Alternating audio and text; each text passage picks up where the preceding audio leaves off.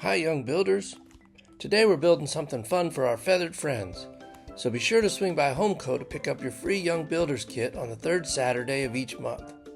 This month we're making a simple bird feeder, a great way to bring birds right into your backyard.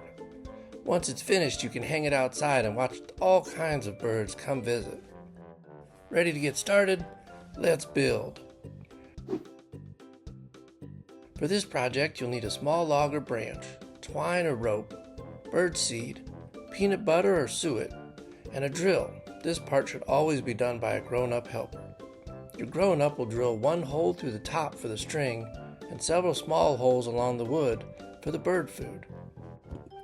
Start by threading the string through the hole at the top of your log.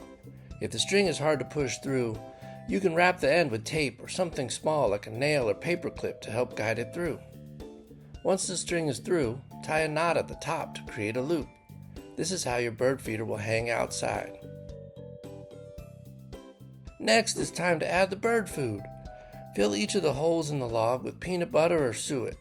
Then press birdseed into the peanut butter so it sticks. This part might get a little sticky, but that's okay.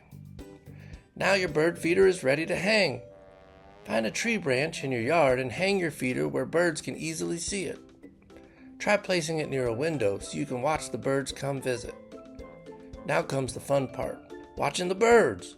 Different birds like different kinds of foods. You can experiment with new seeds to see what birds visit your feeder. You might see chickadees, woodpeckers, nuthatches, and more. Great job, young builders.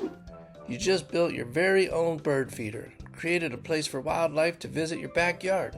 Keep watching to see how many birds come by. And don't forget, we love seeing what you create.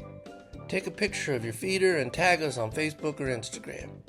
Thanks for building with us, and we'll see you next time.